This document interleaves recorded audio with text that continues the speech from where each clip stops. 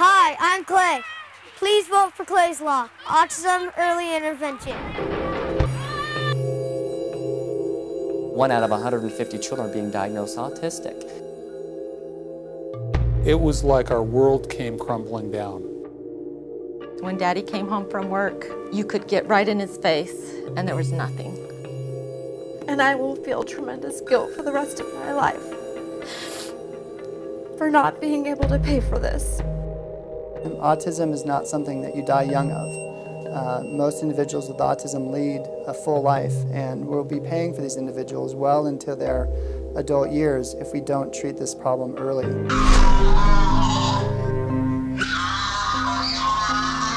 I don't take anything for granted anymore, the smiles, the hugs.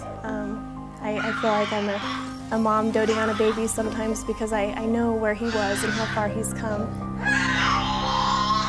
During his greatest tantrums, there was one point where he threw his head back into my face and gave me a bloody nose and a black eye. He tantrumed most of the day. Early intervention in this disorder affects the ultimate prognosis of the individual. We're born with more neurons in our brain than what we use, and as we learn, we make connections, and then we stop using these other ones. And in autism, we know that's gone awry. Tantrum kid. When Clay was diagnosed at age 2, it was recommended that we do an ABA program. Comprehensive treatment program for children with autism should entail 3 main things. One, it should start as early as possible. There's fairly good evidence that suggests that children who are intervened upon earlier do better. The second was that the intervention should be fairly intense, meaning at least 25 hours a week.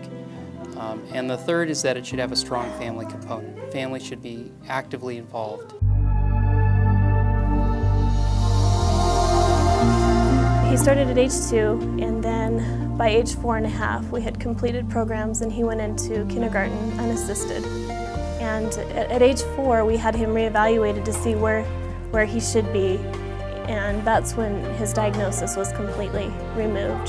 The neuropsychologist said he no longer meets the criteria for an autism diagnosis or any diagnosis on the autism spectrum. One Clay is worth it, but when you can have 40 to 50% of the population of autism make it to be where Clay is, that will really make a difference. I remember the phone call from my daughter on her birthday when she found out that Sydney was diagnosed as being autistic. It shattered her world. At about 2.5 years of age, or a little bit before then, we put our granddaughter Sydney into intensive therapy, about 25 hours a week. Fortunately, in our financial circumstance, we could afford that. Our families weren't in a position to help us at that time, and we finally just took a second mortgage out on our home, and we drained all of our savings and put everything onto our credit card so that we could afford to pay for the initial treatment. Gotcha! This is my baby brother, Judge Whiffen. There's treatment and it works. There's just this big argument over who pays. And so it's either left on the backs of families to find the finances themselves, or their children go without. Eventually, this will come around to haunt society. When I called my insurance company, they said autism is not a covered diagnosis and there's nothing you can do for it. So what is autism? It's a fast child growing disability. Can you stop? No! Why not? No! We brought our daughter in for an evaluation when she was 3 years and 3 months old.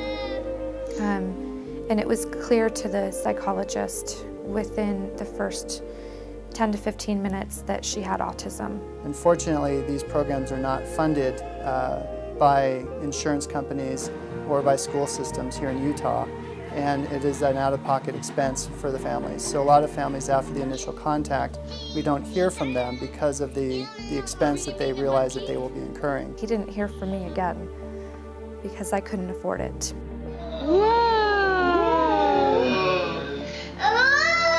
I knew that I couldn't ever afford the program that's needed to help recover our daughter.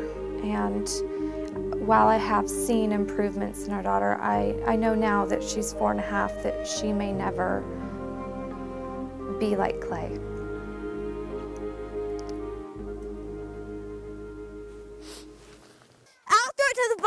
throw it to the top. Oh yeah! Nice one! Why should I have it for my son and the next neighbor not have it for theirs? It should not be a matter of finances. A child's future should never hinge on someone's finances. Every child should have that opportunity because it's the right thing to do. A shattering of our lives has become a bright ray of hope. I had the impression, first learning about autism, that there was no hope to change. And I think that's the impression in society.